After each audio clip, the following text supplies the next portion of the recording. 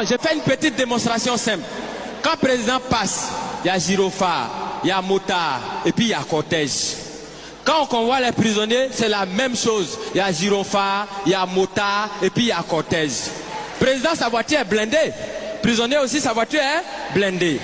Président, quand il passe, il soulève les bras et puis il salue les gens.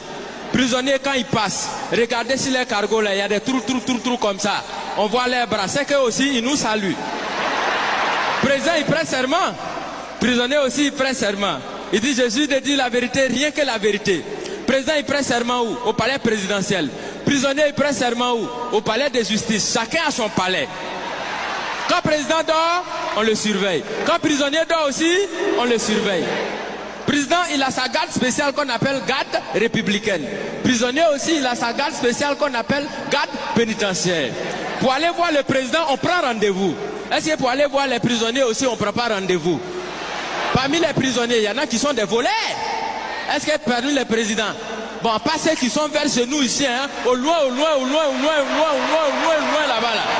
Est-ce qu'il n'y en a pas qui volent souvent l'argent du peuple? Du point de vue orthographique, président commence par quelle lettre? Président commence par quelle lettre? Prisonnier commence par quelle lettre? Quand on abrège président, et puis on écrit sur sa voiture, on abrège comment? On écrit PR. Est-ce que parmi dans l'orthographe des prisonniers, il n'y a pas PR aussi dedans? Donc ça veut dire quand tu regardes très bien, tu as l'impression que président et puis prisonnier, on dirait que les deux ils sont quelque part même chose. Tu as l'impression que chacun est assis à la place de son camarade. Et qu'à tout moment, les deux peuvent s'inverser les places.